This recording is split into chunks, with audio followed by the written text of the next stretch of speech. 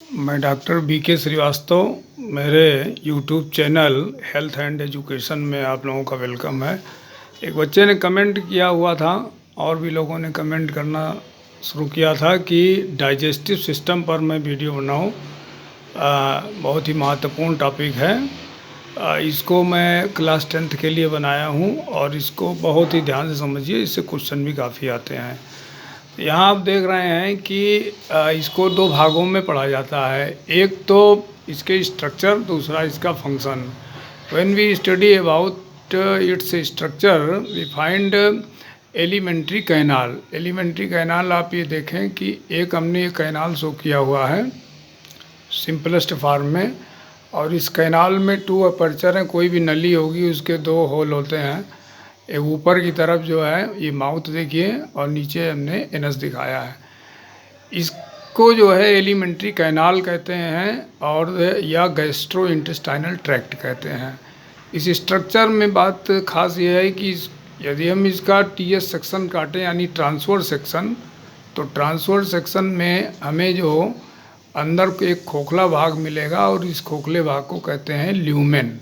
It is a hollow structure and it is surrounded by A mucosa layer.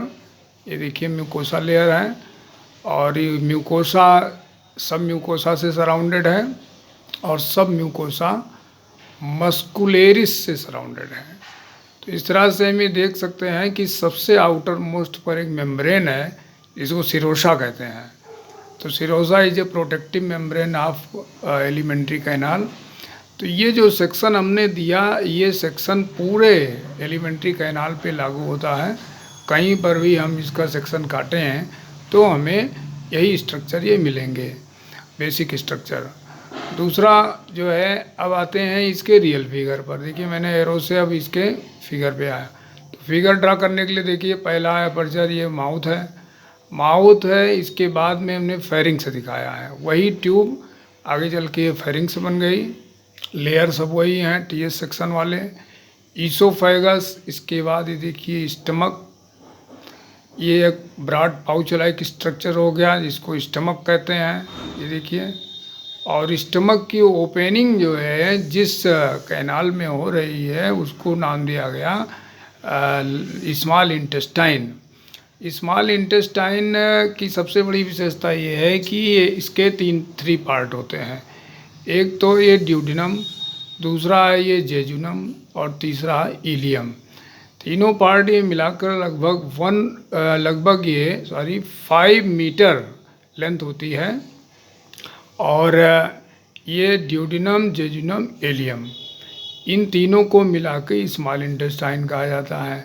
तो short में मैंने इसको connect कर दिया है लार्ज इंटेस्टाइन से, जबकि ये सबसे बड़ी आंत है। ये काफ़ी बड़ी होती है, ये 5 मीटर की क्वाइल शेप्ड में होती है।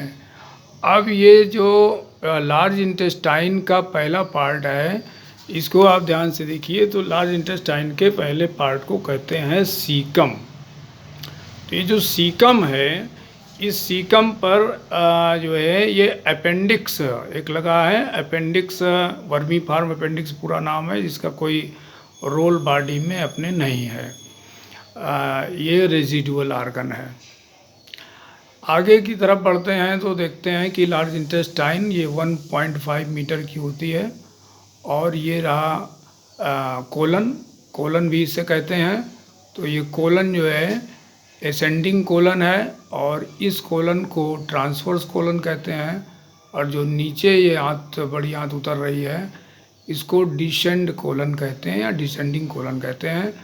आगे हम देख रहे हैं ये S शेप्ड स्ट्रक्चर ले रही है जिसको सिग्मोइड कोलन कहा जाता है, जो कि रेक्टम से कनेक्ट हुआ है। रेक्टम एक कैनाल है और रेक्टम की ओपनिंग एनस से हुई है, जिससे एक्सक्रीटरी मटेरियल, फीकल मैटर ये बाहर निकलते हैं। तो हम लोग जो है इंजेशन तो करते हैं माउथ से, यानी taking of food material mouth से है, लेकिन एक्सक्रीशन करते हैं, इजेशन करते हैं किससे, वो है एनस से।